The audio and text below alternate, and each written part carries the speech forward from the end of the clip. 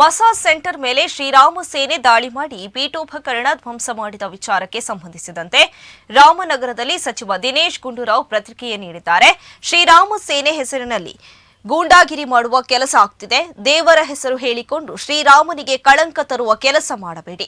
ಯಾರಿಗೂ ಕಾನೂನು ಕೈಗೆತ್ತಿಕೊಳ್ಳುವ ಅಧಿಕಾರವಿಲ್ಲ. ಜೊತೆಗೆ ಶ್ರೀರಾಮ ಸೇನೆ ಹೆಸರಲ್ಲಿ ಇಂತಹ ದಾಂಧಲೆ ಮಾಡುವುದು ಸರಿಯಲ್ಲ. ಏನಾದರೂ ಅಕ್ರಮ ನಡೆಯುತ್ತಿದ್ದರೆ ಪೊಲೀಸರ ಗಮನಕ್ಕೆ ತಂದು ದೂರು ನೀಡಬೇಕು.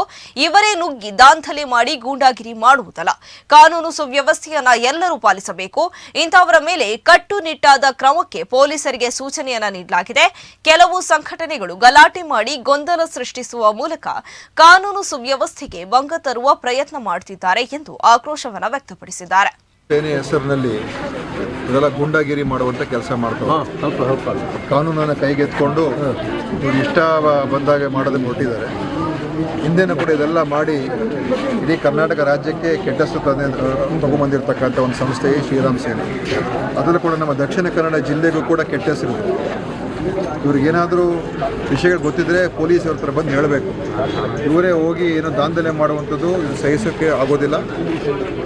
ಇವ್ರ ಮೇಲೆ ಕಟ್ಟುನಿಟ್ಟಿನ ಕ್ರಮ ಪೊಲೀಸ್ ತಗೊಳ್ಬೇಕು ಅಂತ ಕೂಡ ಹೇಳಿದ್ದೀವಿ. ಈ ಶ್ರೀರಾಮ್ ಸೇನೆ ಖಂಡಿತವಾಗಿ ಇವ್ರು ಯಾರು ಇವರ ಹಿನ್ನೆಲೆ ಏನೋ ಎಲ್ಲ ತಿಳ್ಕೊಳ್ಬೇಕು. ಆದರೆ ಇದು ನಿಜವಾಗ್ಲೂ ಕೂಡ ಒಂದು ಕೆಟ್ಟ ಒಂದು ಘಟನೆ ನಡೆದಿದೆ. ಯಾಕೆ ಅಂತ ಹೇಳಿದ್ರೆ ಈ ದೇಶದಲ್ಲಿ ಕಾನೂನು ಸುವ್ಯವಸ್ಥೆಯನ್ನು ನಾವೆಲ್ಲರೂ ಕೂಡ ಪಾಲಿಸಬೇಕು. ಇವರು ದೇವರ ಹೆಸರು ಇಟ್ಕೊಂಡು, ಭಗವಂತ ಶ್ರೀರಾಮನ ಹೆಸರು ಇಟ್ಕೊಂಡು ಇವರು ಈ ಥರ ಕೃತ್ಯಗಳು ಮಾಡಿದರೆ ಇದು ಶ್ರೀರಾಮನಿಗೇ ಕಳಂಕ ಅಂತ ನಾನು ಹೇಳಕ್ಕೆ ಬಯಸ್ತೀನಿ. ಅದರಿಂದ ಭಾರತೀಯ ಜನತಾ ಪಾರ್ಟಿಯವರು ಮತ್ತು ಎಲ್ಲ ಈ ಹಿಂದೂ ಸಂಘಟನೆಗಳೇನಿದ್ದಾರೆ, RSS, ಹಿಂದೂ ಮಹಾಸಭಾ, ಅವರು ಕೂಡ ಇದನ್ನು ಖಂಡಿಸಬೇಕು. ಮತ್ತು ಅವರು ಕೂಡ ಇಂಥ ಘಟನೆಗಳಿಗೆ ನಾವು ಅವಕಾಶ ಮಾಡಿಕೊಡೋದನ್ನು ಹೇಳಬೇಕು. ಮತ್ತು ಇವರಿಗೆ ನಾನು ಪೊಲೀಸರು ಕೂಡ ಹೇಳಿದ್ದೀನಿ, ಯಾವುದೇ ರೀತಿಯ ಇದರಲ್ಲಿ ಆಲಸ್ಯ ಆಗಬಾರ್ದು. ಕಾನೂನು ಕಾಪಾಡ್ತಕ್ಕಂಥದ್ದು ಪೊಲೀಸಿನ ಜವಾಬ್ದಾರಿ. ಕಾನೂನನ್ನು ಕೈಗೆ ಎತ್ಕೊಂಡು ಯಾರು ಕೆಲಸ ಮಾಡ್ತಾರೆ ಅಂಥವ್ರಿಗೆ ಯಾವುದೇ ರೀತಿಯ ಒಂದು ಕ್ಷಮಾಪಣೆ ಇರಬಾರ್ದು. ಇದು ನಾನು ಖಂಡಿಸ್ತೀನಿ.